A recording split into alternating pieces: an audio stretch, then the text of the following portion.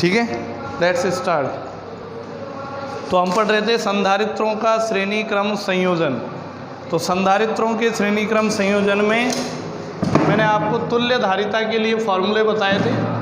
तुल्य धारिता का फॉर्मूला आपके पास आया था कुछ ऐसा, 1/c is equal to 1/c1 plus 1/c2 plus 1/c3 और plus dot dot dot 1/cn, ऐसा ही आया था पहला फॉर्मूला।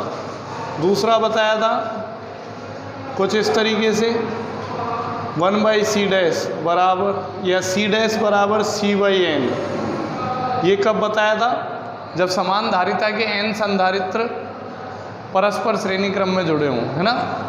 तीसरा आपको बताया था जब दो ही संधारित्र जुड़े हों तो फिर c का फॉर्मूला क्या आया था, c1 c2 upon c1 plus c2, यही आया ना।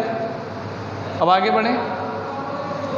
अब बात कर रहे हैं कि संधारित्रों के बीच में यदि परावैद्युत माध्यम भर दिया जाए, क्या भर दिया जाए? परावैद्युत माध्यम, है ना।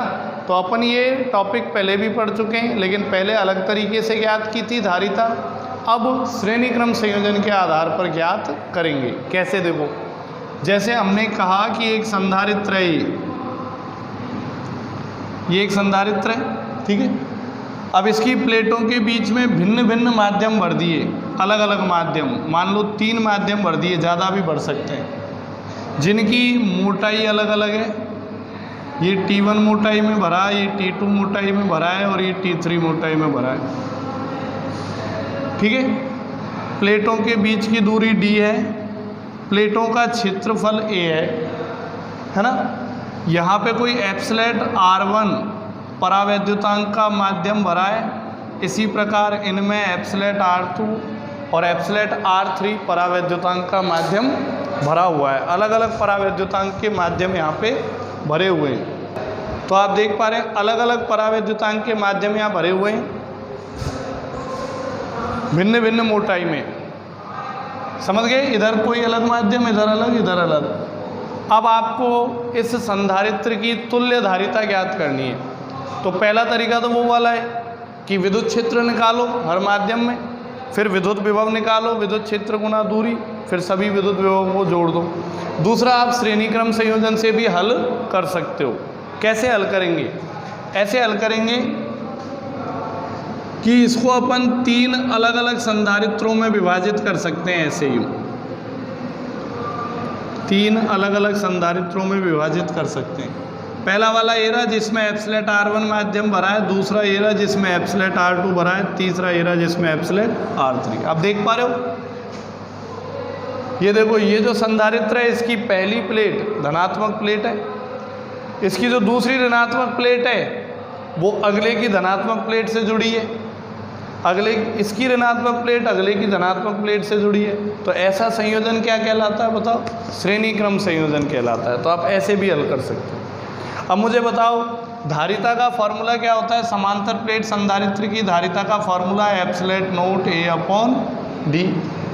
और अगर उसकी प्लेटों के बीच में कोई माध्यम पूर्णतः भरा हो तो फॉर्मूला हो जाता है epsilon R epsilon naught A upon D।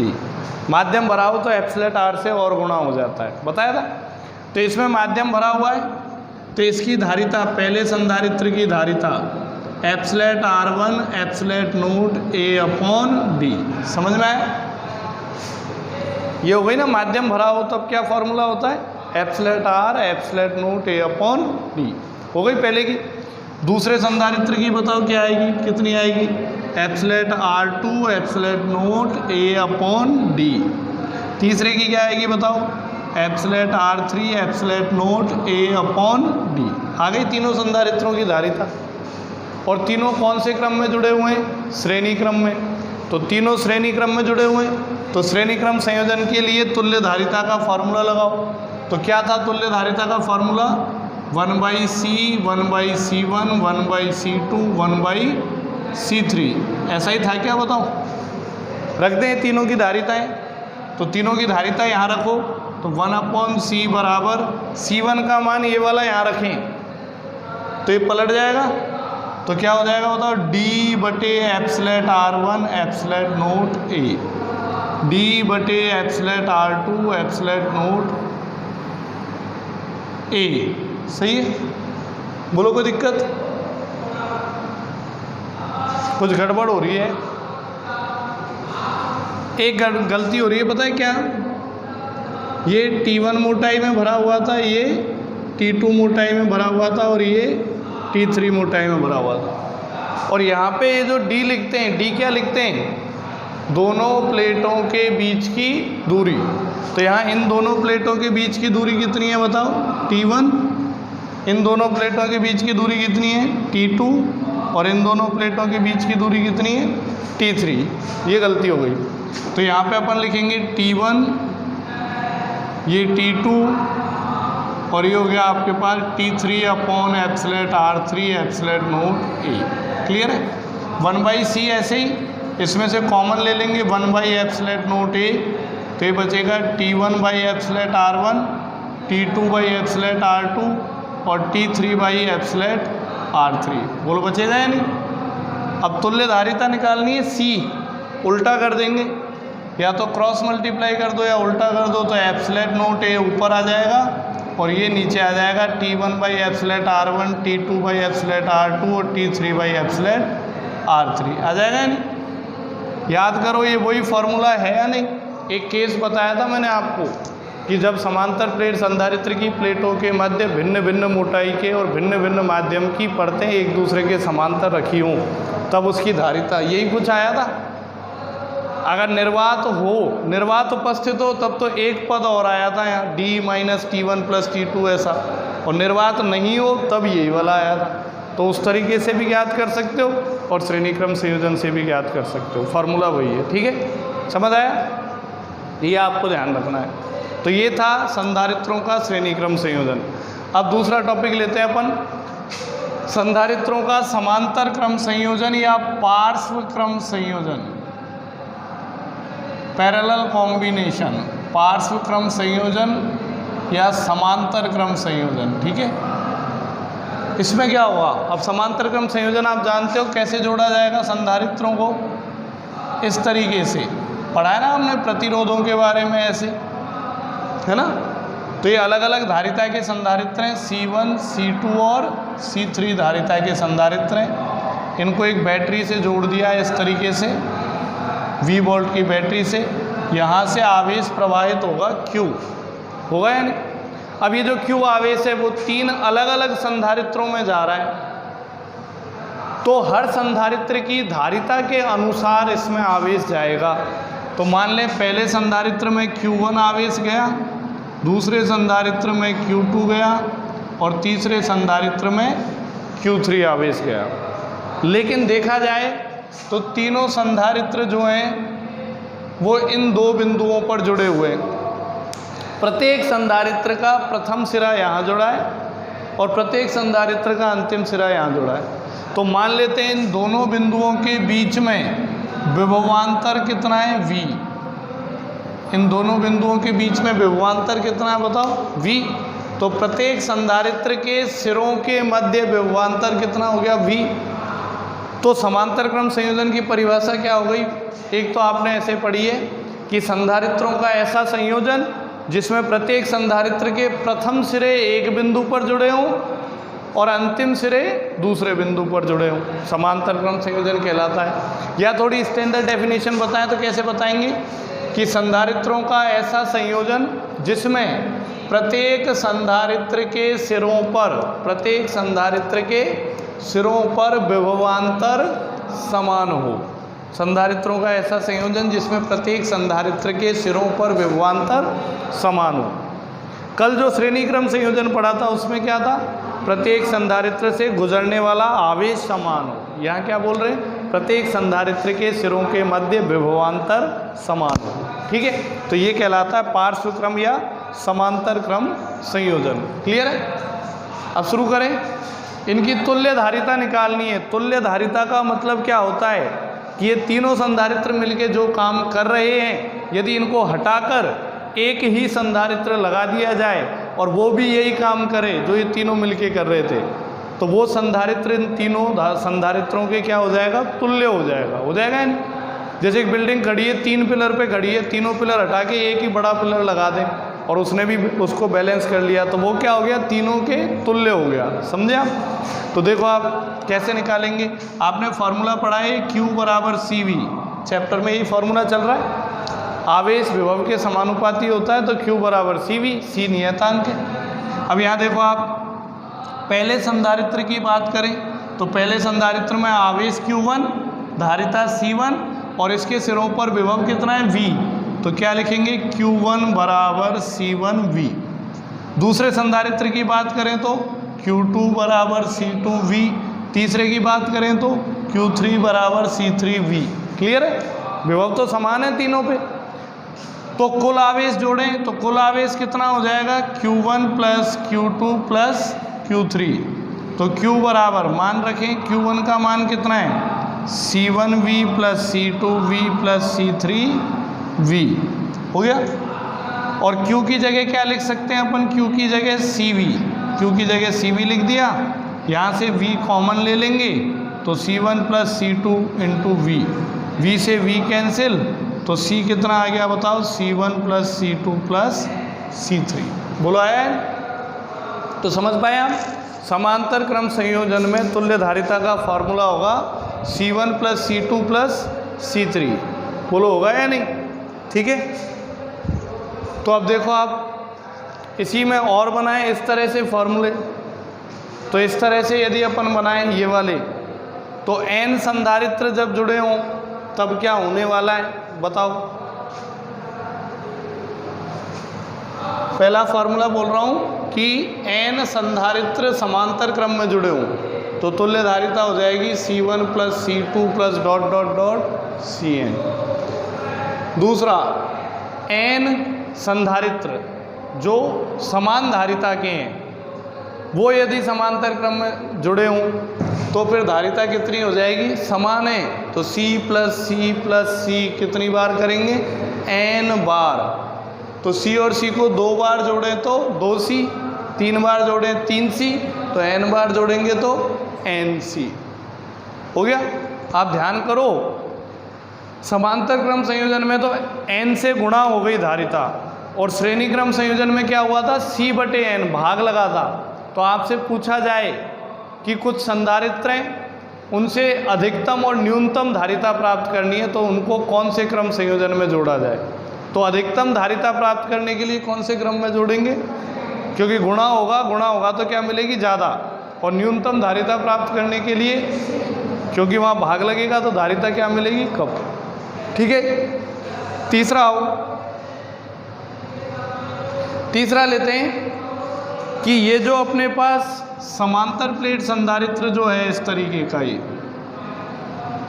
ये जो समांतर प्लेट संधारित्र है इसमें हम माध्यम भर देते हैं। लेकिन अब की बार माध्यम हम कैसे भरेंगे, पहले तो भरे थे समांतर प्लेट संधारित्र की प्लेटों के समांतर, अब की बार भरेंगे प्लेटों के लंबवत। कैसे भर रहे हैं, प्लेटों के लंबवत। तो अब की बार हमने माध्यम भर दिए ऐसे प्लेटों के लंबवत, 3 माध्यम भर दिए। ये एप्सिलेट R1 माध्यम है, ये एप्सिलेट R2 परावैद्युतांक वाला माध्यम है, और ये एप्सिलेट R3। क्लियर है। प्लेटों के बीच की दूरी कितनी रहेगी, D रहेगी ना। पहले तो अपन ने प्लेटों के समांतर भरे थे, अब यदि मान लो कि ऐसे लंबवत भरे हो तो फिर कैसे हल करेंगे। तो इसमें देखो ये दूरी तो तीनों माध्यमों के लिए क्या रहेगी बताओ, समान। तीनों माध्यमों के लिए दूरी क्या रहेगी, समान। बात करें प्लेटों के क्षेत्रफल की, तो ये अलग अलग क्षेत्रफल में भरे गए हैं। मान लो पूरी प्लेट का क्षेत्रफल A है, तो मान लो ये A1 क्षेत्रफल में भरा गया है, ये A2 क्षेत्रफल में भरा गया है, और ये A3 क्षेत्रफल में। समझते हो ना आप। जैसे ये प्लेट है, अब इतने एरिया में भर दिया यूँ, तो ये वाला क्षेत्रफल हो गया A1, फिर इतने एरिया में भर दिया तो ये वाला हो गया A2, फिर इतने एरिया में भर दिया तो ये वाला कितना हो गया, A3। क्लियर है, समझ आया। अलग अलग क्षेत्रफल में भरे हुए हैं। तो अब ऐसे संधारित्र की तुल्य धारिता कैसे ज्ञात करें, तो बड़ा आसान है। यहाँ इनको अपन 3 संधारित्र मान सकते हैं अलग अलग, इस तरीके से। तीन संधारित्र मान सकते हैं। पहला तो ये वाला जिसमें एप्सिलेट R1 माध्यम भरा है, दूसरा ये वाला जिसमें एप्सिलेट R2 माध्यम भरा है, और तीसरा ये वाला जिसमें एप्सिलेट R3 माध्यम भरा है। आप देख पा रहे हो तीनों संधारित्रों के प्रथम सिरे इससे ही जुड़े हुए हैं, एक ही वायर से जुड़े या नहीं। इस वायर से आवेश आएगा, वही तो इनमें जाएगा, इस प्लेट पे चला जाएगा और प्लेट से इसमें उपस्थित होगा या नहीं। तो मतलब ये तीनों संधारित्र इधर एक ही वायर से जुड़े हैं और यहाँ भी तीनों संधारित्र एक ही वायर से जुड़े। तो इसका मतलब क्या हुआ, ये समांतर क्रम संयोजन में है। तो अब इनको हल करें तो ध्यान रखना है क्षेत्रफल अलग अलग है और दूरी क्या है, समान है। तो जब माध्यम भरा हो तब संधारित्र की धारिता कितनी होती है, epsilon R epsilon note A/D, यही तो होती है। पहले वाले के लिए लें C1, तो फिर एप्सिलेट R1 और क्षेत्रफल कौन सा आएगा, A1 और बटे में D सबके लिए समान है।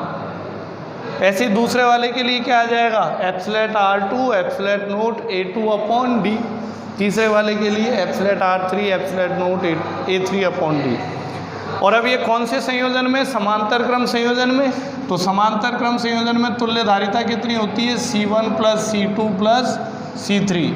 तीनों को जोड़ेंगे इनको, तो तीनों को जोड़ो, epsilon R1 epsilon naught A1/D epsilon R2 epsilon naught A2/D epsilon R3 epsilon naught A3/D। Common क्या आएगा इसमें से बताओ, एप्सिलेट नोट/D कॉमन, तो ये आ जाएगा एप्सिलेट R1 A1 एप्सिलेट R2 A2 और एप्सिलेट R3 A3। समझ में आया। तो इस तरीके से आप तुल्य धारिता ज्ञात कर सकते हो। मान लो कि तीनों प्लेटों का क्षेत्रफल समान है, तो यहाँ समान रख दो और क्षेत्रफल को कॉमन ले लो, ठीक है। तो समझ आया। तो जब समांतर प्लेट संधारित्र की प्लेटों के बीच में भिन्न भिन्न माध्यम भरे हों, अगर माध्यम प्लेटों के समांतर भरे हुए हैं तब तो वो श्रेणी क्रम संयोजन से हल होगा, और अगर प्लेटों के लंबवत भरे हुए हैं तो वो समांतर क्रम संयोजन से हल होगा। क्लियर है।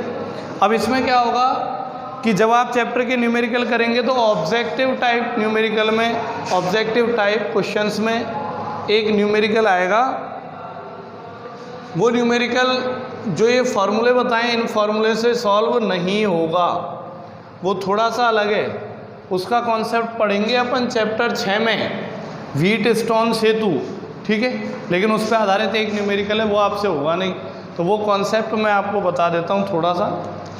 वो कॉन्सेप्ट क्या है कि इस तरह से अगर संधारित्र जुड़े हों कभी भी, ऐसे एक समांतर चतुर्भुज के रूप में संधारित्र जुड़े हों, यूँ समझ रहे हो। ये तो धन सिरा है और ये है ऋण सिरा, ठीक है। मतलब बैटरी से जुड़ा हुआ है, ये प्लस से और ये माइनस से। अब ये संधारित्र जुड़े हुए हैं C1 C2 C3 C4 ऐसे जुड़े हुए हैं, और बीच में जुड़ा हुआ है C5। अब यदि आपसे बोले कि इसकी तुल्य धारिता ज्ञात करो, तो तुल्य धारिता ज्ञात करना मुश्किल है। मुश्किल क्यों है, क्योंकि ना तो यहाँ कोई श्रेणी क्रम संयोजन है, ना ही कोई समांतर क्रम संयोजन है। क्या देखो, श्रेणी क्रम संयोजन कैसा होता है, ऐसा एक वायर, उसमें ऐसे जुड़े होने चाहिए, ये लगातार जुड़े होने चाहिए ऐसे। क्या ऐसा है कुछ, एक ही वायर चल रहा हो और उसमें लगातार जुड़े हो संधारित्र, बीच में से कोई कनेक्शन नहीं जाना चाहिए। लेकिन यहाँ देखें तो हर संधारित्र के बाद बीच में से कनेक्शन कट रहे हैं, ऐसे कट रहे हैं। देखो हर संधारित्र के बाद हो रहा है नहीं, तो मतलब ये श्रेणी क्रम संयोजन में नहीं है, कोई भी संधारित्र श्रेणी क्रम संयोजन में। समांतर क्रम संयोजन में क्या बताया था कि जो संधारित्र हैं उनके प्रथम सिरे एक बिंदु पर हो और अंतिम सिरे दूसरे बिंदु पर। क्या है यहाँ पे कोई, इन दोनों को पकड़ो, प्रथम सिरे तो एक ही बिंदु पर हैं लेकिन दूसरे सिरे अलग अलग बिंदुओं पर है नहीं। किसी को ले लो, इन दोनों को ले लो, प्रथम सिरे तो एक ही बिंदु पर है पर दूसरे सिरे अलग अलग बिंदुओं पर, तो समांतर क्रम संयोजन भी नहीं है। तो ऐसा डायग्राम आपको कहीं भी बना हुआ दिखे जिसमें श्रेणी क्रम संयोजन भी नहीं हो, समांतर क्रम भी संयोजन भी नहीं हो, तो ऐसी व्यवस्था को अपन बोलते हैं व्हीटस्टोन सेतु। व्हीटस्टोन सेतु, ये वैज्ञानिक का नाम है व्हीटस्टोन। व्हीटस्टोन, ऐसा नहीं व्हीट माने गेहूँ और स्टोन माने पत्थर, है ना, ऐसा नहीं। व्हीटस्टोन साइंटिस्ट का नाम है व्हीटस्टोन सेतु। कहीं आप बोलो गेहूँ और पत्थर का पुल, सेतु यानी पुल, ठीक है। तो इसको कैसे हल किया जाता है, आप इसमें चेक करेंगे C1/C2 बराबर C3/C4। यदि ऐसा है, चेक करना आप क्या करेंगे, ऐसा डायग्राम कहीं भी बना है तो ये जो धारिताएं हैं इनका भाग लगा के देखेंगे। C1 में C2 का भाग लगाओ और C3 में C4 का भाग लगाओ, और अगर ये अनुपात यदि बराबर आता है, उस क्वेश्चन में बराबर आएगा, कन्फर्म है। नहीं आता है तो क्या करना है, ये अगले एपिसोड में चैप्टर 6 के में। लेकिन जब आता है तो क्या करना है आपको, अगर ये अनुपात बराबर आता है तो इस अवस्था में क्या होता है, बीच वाला संधारित्र जो है ये किसी काम का नहीं होता है, क्योंकि जो आवेश इधर से आता है वो इधर से निकल जाता है यूं के यूं, और इधर से जो आवेश आता है वो यूं निकल जाता है, बीच वाले में आवेश जाता ही नहीं है। तो जब बीच वाले संधारित्र में आवेश जाता ही नहीं है तो लगा क्यों रखा है उसको, वैसे लगा रखा है टाइम पास के लिए। चार्जर लगा के बैठे हो, स्विच चालू ही नहीं है तो मतलब ही नहीं है, कोई मतलब है क्या। तो इसमें कोई आवेश नहीं जाता है, तो ऐसी अवस्था में बीच वाले संधारित्र को गायब कर देते हैं। अब इसे हल करते हैं, ठीक है।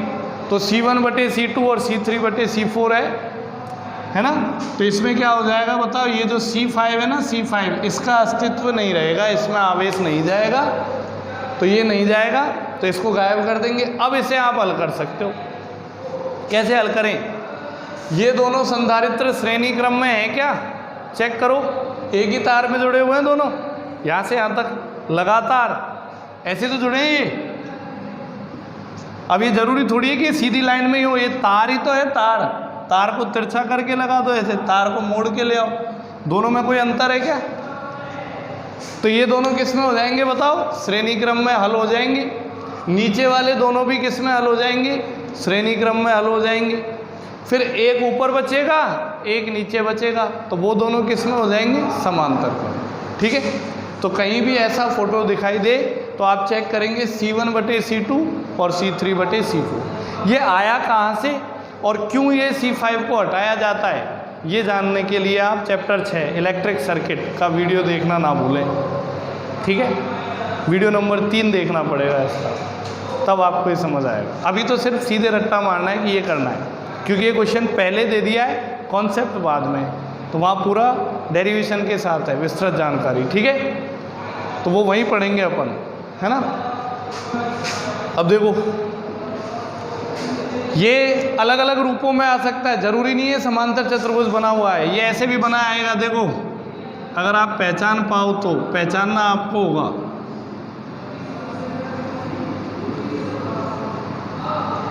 क्या आप इसे पहचान पा रहे हो क्या, चेक करो। C1, C2, C3, C4, C5, क्या यही डायग्राम है क्या, ऊपर बनाया वही है क्या, चेक करो।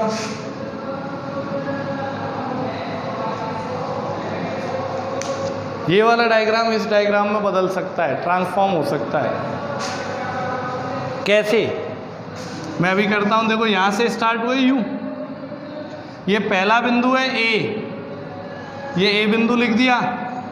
A पे कितने संधारित्र जुड़े हुए हैं, C1 और C2, दो संधारित्र जुड़े, दोनों को जोड़ दो। ये तो जोड़ दिया इधर C1 और इधर जोड़ दिया अपन ने C2। क्लियर है क्या, बोलो सही है। अब मान लेते हैं ये बिंदु है B और ये बिंदु है C, तो बताओ C1 वाला कौन से बिंदु पे जाके ख़त्म हो रहा है, C बिंदु पे, तो C1 वाला तो C बिंदु पे ख़त्म हो रहा है, और C2 वाला कौन से बिंदु पे जाके ख़त्म हो रहा है, B पे, तो C2 वाला कौन से बिंदु पे ख़त्म हो रहा है, B पे। क्लियर है, कोई डाउट।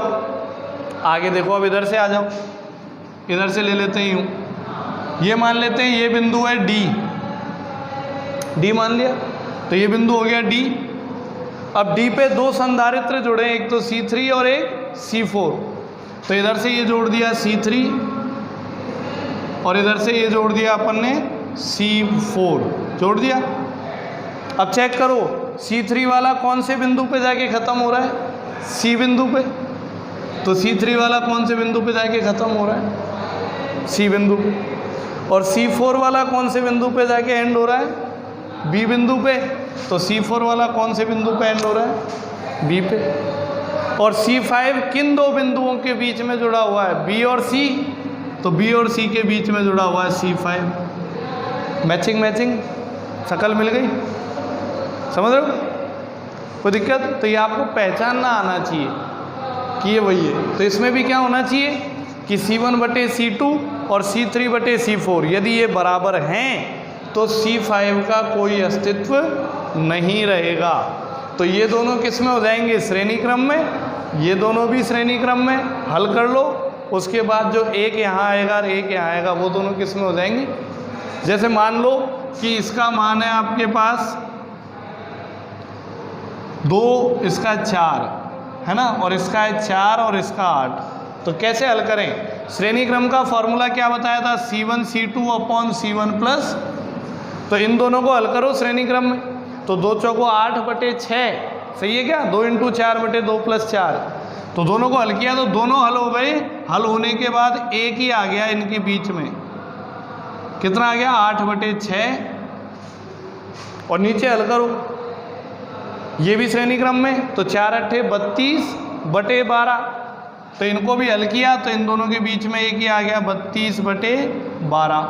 अब चेक करो ये दोनों समांतर क्रम में है या नहीं, दोनों के प्रथम सिरे एक ही बिंदु पर, अंतिम सिरे दूसरे बिंदु पर, तो समांतर क्रम में क्या फॉर्मूला लगाते हैं, C1 प्लस, तो आ गया 8/6 + 32/12, LCM ले लेंगे आप 12, 6 दूनी 12, 16 + 32 आ गया 48/12, आंसर आ गया 4 फैरड। मात्रक क्या होता है, फैरड। तो समझ आया है? तो ये उस एक न्यूमेरिकल के लिए ये वाली कहानी है। तो याद रहेगा ये व्हीटस्टोन सेतु, ऐसा कहीं भी हो तो C1/C2 C3/C4 क्यों हुआ, आप पूछना चाहेंगे कहाँ से आया, क्यों हुआ, तो इसके लिए धैर्य रखें। सब्र का फल मीठा होता है, वैसे आम का फल भी मीठा होता है, सेब का फल भी मीठा होता है, सब्र का भी मीठा होता है, पर मैंने खाया नहीं अभी तक। आगे नेक्स्ट अपन लेते हैं। नेक्स्ट आपके पास आता है आवेशों का पुनर्वितरण, है ना, तो नया टॉपिक अपन लेते हैं, आवेशों का पुनर्वितरण।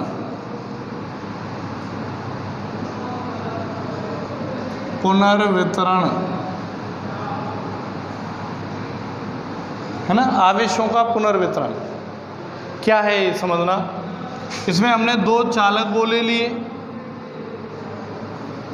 दोनों की त्रिज्याएं अलग अलग हैं, R1 और R2, अलग अलग त्रिज्याएं मतलब आकार भिन्न है, एक छोटा है एक बड़ा है, ऐसा मान लेते हैं, ठीक है। दोनों को आवेश दिया गया, मान लो पहले को आवेश दे दिया Q1 और दूसरे को आवेश दे दिया Q2, क्लियर है। तो दोनों पे विभव आ जाएगा, कोई भी गोला है उस पर आवेश उपस्थित है और उसका आकार है, त्रिज्या है, तो विभव का फॉर्मूला था KQ/R, तो इनके पृष्ठ पे विभव आ जाएगा, तो विभव के आ जाएगा, मान लो इस पे V1 आ गया और इस पे कितना आ गया बताओ, V2, ये विभव आ गया, आया है नहीं, तो ये विभव हो गया। अब एक चीज़ याद करो कि अभी ये दोनों सेपरेट रखे हुए हैं, अब मैं पुनर्वितरण पे विचार कर रहा हूँ, फिर से इनको वितरित करना है, तो अभी दोनों विलगित हैं, विलगित मतलब एक दूसरे से सेपरेट हैं, ये है या नहीं। अब इनको अगर वापस से आप कनेक्ट करो तो पहला केस तो ये हो गया, मान ले इसकी धारिता C1 है और इसकी धारिता कितनी है C2, तो जब ये अलग अलग रखे हुए हैं तब बताओ ये फॉर्मूला अप्लाई कर सकते हैं, Q = CV कर सकते हैं क्या, बताया ना ये फॉर्मूला। धारिता, आवेश और विभव में क्या संबंध होता है, Q = CV, तो ये फॉर्मूला अप्लाई करो, Q1 = C1V1 पहले वाले के लिए, दूसरे वाले के लिए Q2 = C2 V2। क्लियर है? अब दूसरे केस में क्या करते हैं अपन इनको, दूसरे केस में इन दोनों गोलों को अपन कोई एक चालक तार से जोड़ देते हैं। ये कुछ प्रतिरोध होगा उसका चालक तार का, ठीक है। तो हम क्या करते हैं कि कोई चालक तार से जोड़ देते हैं। तो चालक तार से जोड़ने के बाद ये कांटेक्ट में आ गए, संपर्क में आ गए, और संपर्क में आ गए तो इनके बीच में आवेश का आदान प्रदान शुरू हो गया। अब आपको ध्यान रखना है कि आवेश हमेशा कैसे प्रवाहित होता है, उच्च विभव से निम्न विभव की ओर। आप बैटरी देखते हो, बैटरी यूं ये सर्किट बना हुआ है, आपको हमेशा बताया होगा इस तरीके से, यूं ऐसे तो आवेश प्रवाहित होता है। तो ये पॉजिटिव है और ये नेगेटिव है, तो ये तो उच्च विभव हो गया और ये क्या हो गया होता। तो आवेश का प्रवाह कैसे होता है, उच्च विभव से निम्न विभव की ओर, हमेशा याद रखना है, ठीक है। तो आवेश का प्रवाह उच्च विभव से निम्न विभव की ओर होता है। तो मैं मान लेता हूँ कि पहले गोले का विभव ज़्यादा है और दूसरे गोले का विभव कम है, ऐसा मान के चल रहे हैं अपन, ठीक है। तो आवेश का प्रवाह होगा पहले गोले से दूसरे गोले की ओर, होगा या नहीं? कब तक होगा ये प्रवाह? जब तक दोनों गोलों का विभव समान ना हो जाए। बोलो सही है? उच्च विभव से निम्न विभव की ओर होता है आवेश का प्रवाह। तो एक समय ऐसा आएगा जब दोनों का विभव क्या हो जाएगा, समान, और जब दोनों का विभव समान हो गया तो आवेश का प्रवाह बंद हो जाएगा, क्योंकि आवेश का प्रवाह तो उच्च विभव से निम्न विभव की ओर होता है, और इस समय तो दोनों का विभव समान है। अब कैसे होगा? पानी की टंकी नहीं होती, पानी की टंकी जब ज़्यादा भरी और खाली हो तो ज़्यादा भरी से खाली की ओर होगा प्रवाह, और जब दोनों में ही लेवल बराबर हो जाए तो क्या पानी का प्रवाह होगा? नहीं होगा। तो वही वाली बात है, उसी तरह से समझ सकते हो। तो आवेश का प्रवाह उच्च विभव से निम्न विभव की ओर होगा कब तक? जब तक कि दोनों का विभव समान ना हो जाए। तो संपर्क में लाते ही दोनों का विभव क्या हो गया? समान। इसका विभव भी V हो गया और इसका विभव भी। क्लियर है? और आवेश प्रवाहित हुआ, आवेश उच्च विभव से निम्न विभव की ओर प्रवाहित हुआ, तो मतलब इस आवेश में कमी हुई होगी और इस आवेश में वृद्धि हुई होगी। तो ये आवेश बदल जाएंगे। इस गोले पे आवेश कितना रह गया? Q1 डैश, और इस गोले पे आवेश कितना रह गया होता? Q2। सही है? इसमें कम हो गया, इसमें बढ़ गया। क्या त्रिज्या में कोई अंतर आएगा? कोई अंतर नहीं आएगा, त्रिज्या नियत रहेगी गोले की। बोलो, एक टंकी से पानी दूसरी टंकी में जाए तो टंकी का आकार थोड़ी बढ़ता है? नहीं। क्या धारिता में कोई परिवर्तन आएगा? आवेश संग्रहण की क्षमता, अब एक जग में 1 लीटर पानी आ सकता है, अब तुम उसमें चाहे कितना ही भर लो वो तो 1 ही लीटर आएगा, कितना ही दबा दबा के भर लो कितना आएगा बताओ। तो धारिता थोड़ी बदलेगी। एक गोले की धारिता मान लो है कि वो 100 कूलाम आवेश धारण कर सकता है, तो आपके अंदर वो टैलेंट नहीं है कि उसमें 200, 250 और 300 कूलाम भर दो। ये अपने वो पीपा नहीं है कि आटा भरा ठूस ठूस के चल रहे धुआंधार। धारिता मतलब इतना, आपकी बैटरी की कैपेसिटी 1 दिन है तो 1 दिन ही रहती है वो। कभी ऐसा हुआ है कि आज रात भर चार्ज पे लगाया और फिर अगले दिन 5 दिन चला? नहीं है, क्योंकि उसकी धारिता उतनी है, उसके बाद वो लेता ही नहीं है चार्ज। तो धारिता भी नियत रहेगी दोनों की। तो धारिता वही रहेगी C1 और C2, और त्रिज्याएँ भी वही रहेंगी, कितनी? R1 और R2। क्लियर है? अब वही फॉर्मूला लगाओ, Q बराबर CV। तो Q बराबर CV पहले गोले के लिए लगाएं, तो Q1 डैश बराबर C1V, Q1 डैश बराबर C1V। क्लियर है? और दूसरे गोले के लिए लगाओ, तो दूसरे गोले पे आवेश कितना है? Q2 डैश, धारिता C2 और विभव हो गया V। विभव क्या हो गया? समान। अब आपने आवेश संरक्षण का नियम पढ़ा होगा पहले पार्ट में। आवेश संरक्षण का नियम, आवेश को ना तो उत्पन्न कर सकते हैं ना ही नष्ट कर सकते हैं एक वस्तु से दूसरी वस्तु। तो इसका मतलब क्या हुआ कि दोनों गोलों के संपर्क में आने से पहले का आवेश और संपर्क में आने के बाद का आवेश दोनों क्या होने चाहिए? समान। आवेश संरक्षित रहता है, तो दोनों गोलों के संपर्क में आने से पहले जितना कुल आवेश है, संपर्क में आने के बाद भी कुल आवेश उतना ही रहना चाहिए। तो बताओ, संपर्क में आने से पहले कुल आवेश, तो ये आवेश संरक्षण के नियम के अनुसार संपर्क में लाने से पहले कुल आवेश कितना है? Q1 प्लस Q2, और संपर्क में लाने के बाद कुल आवेश कितना हो गया, Q1 dash plus Q2 dash, हुआ है नहीं? संपर्क में लाने के बाद कुल आवेश कितना हो गया, Q1 dash plus Q2 dash. तो कुल आवेश नियत रहता है, तो पहले का कुल आवेश और बाद का कुल आवेश बराबर होना चाहिए। तो वैल्यू रखो आप, Q1 की वैल्यू रखो C1V1 C2V2 और इधर रखो C1V प्लस C2V। तो यहाँ से बताओ V कॉमन ले लें तो C1 plus C2 into V, तो ये इधर भाग में आ जाएगा। तो V बराबर कितना आ गया, C1V1 plus C2V2 upon C1 plus, तो समझ में आ गया। जब दो चालकों को एक दूसरे से संपर्क में लाया जाए, भिन्न आकार के चालकों को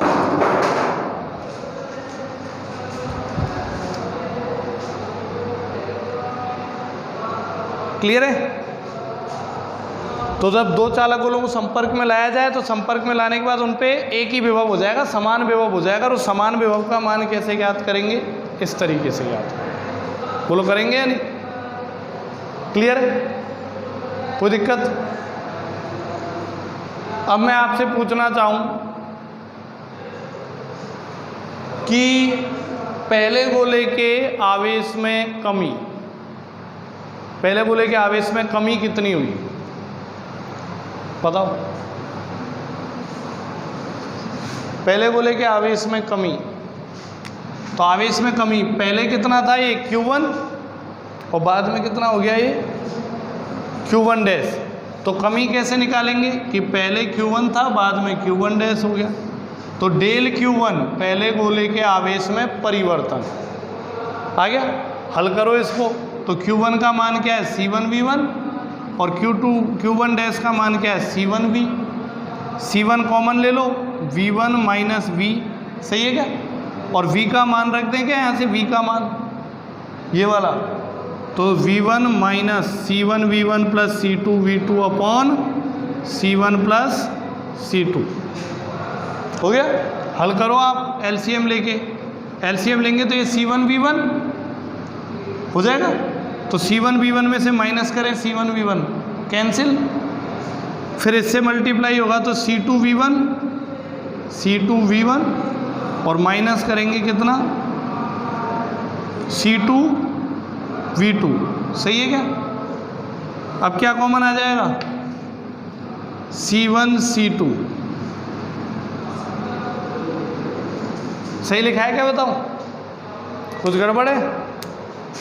पूरा करके देख लो। ये कमी आ गई। C1 ऐसे ही लघुत्तम ले लो आप, लघुत्तम कितना आएगा C1 प्लस C2, V1 से इसको गुणा करेंगे तो C1V1 प्लस C2V1 और ये minus C1V1 minus C2V2, clear है? ये C1V1 कैंसिल, इसमें से C2 कॉमन आ जाएगा तो क्या बचेगा C1 C2 upon C1 plus C2 और V1 माइनस V2, क्लियर है क्या बोलो? तो ये किस में कमी आ गई बताओ? पहले गोले के आवेश में कमी। आइए ना, दूसरे गोले के आवेश में वृद्धि निकालो। तो दूसरे गोले के आवेश में वृद्धि कैसे ज्ञात करेंगे? ये बढ़ गया, पहले कम था बाद में ज़्यादा हो गया, तो क्या करें, ज़्यादा में से कम को घटा दें, Q2 dash minus Q2 dash का फॉर्मूला C2V माइनस Q2 का C2V2, C2 कॉमन ले लेंगे, V माइनस V2, V का मान रख देंगे ये वाला जैसे यहाँ रखा था और हल करेंगे। तो हल करने के बाद डेल Q2 कितना आ जाएगा C1 C2 upon C1 plus C2 और V1 माइनस V2, यही आना चाहिए, V2 माइनस V1 जो भी है, या चेक कर लो एक बार, रख के देख लो, समझ जाओगे आप, ज्ञात कर सकते हो ना, मतलब कोई दिक्कत? ऐसे अपन आवेश में कमी और वृद्धि भी ज्ञात कर सकते हैं। आगे देखो और क्या ज्ञात करना है। इस पूरी प्रक्रिया में ऊर्जा हानि कितनी हुई? आपको पता है कि जब आवेश इस चालक तार में से गुजर के इधर जाएगा तो ये जो चालक तार है किसी न किसी पदार्थ का बना होगा, कोई ना कोई धातु का बना होगा, और उस धातु का प्रतिरोध होगा। मान लो कि ये तांबे का तार है तो तांबे का भी प्रतिरोध होता है, चाहे अल्प हो बट होता तो है। और जब कोई धारा या आवेश किसी तार से प्रवाहित होता है और उस तार का प्रतिरोध हो, तो 10th क्लास में आपने पढ़ा है जूल के तापन नियम से I²RT, इस नियम के अनुसार ऊष्मा उत्पन्न होती है, तार क्या हो जाता है, गर्म हो जाता है। बोलो होता है नहीं, ऊष्मा उत्पन्न होती है, तार गर्म हो जाता है। गर्म हो जाता है तो वो ऊष्मा किस में चली जाती है, वातावरण में चली जाती है। तो इसका मतलब क्या हुआ कि इस पूरी प्रक्रिया में ऊष्मा उत्पन्न होगी जो वातावरण में चली गई, तो वो यहाँ तो काम आई ही नहीं, एटमॉस्फेयर में चली गई वो तो मतलब ऊर्जा में क्या हो गई बताओ, हानि। ऊर्जा में क्या हो गई, हानि। तो ये हानि कैसे ज्ञात करें कि दोनों को संपर्क में लाने से पहले कुल ऊर्जा कितनी थी वो ज्ञात करेंगे, और दोनों को संपर्क में लाने के बाद कुल ऊर्जा कितनी है वो ज्ञात करेंगे। दोनों का अंतर कर देंगे तो अपन को हानि पता लग जाएगी। ठीक है, तो ये अपन ज्ञात करेंगे, लेकिन सबसे पहले अपन एक चीज़ सोचें कि हमने अभी तक ऊर्जा पढ़ी नहीं है, एक संधारित्र की ऊर्जा कितनी होती है। तो वो टॉपिक में बीच में कराना भूल गया, दिमाग से निकल गया, लास्ट वाला याद आ गया है ना। तो इसको यहीं छोड़ें। ओवेनिष्ठ विभव तो निकाल लिया, यहाँ से आगे ऊर्जा निकालनी है। तो ऊर्जा के लिए पहले आपको ऊर्जा पढ़नी पड़ेगी कि ऊर्जा कितनी आएगी, है ना। तो ऊर्जा ज्ञात करने के लिए पहले एक डेरिवेशन है वो करना पड़ेगा, उसके बाद ये हानि बताएंगे, तब जाके चैप्टर पूरा होगा।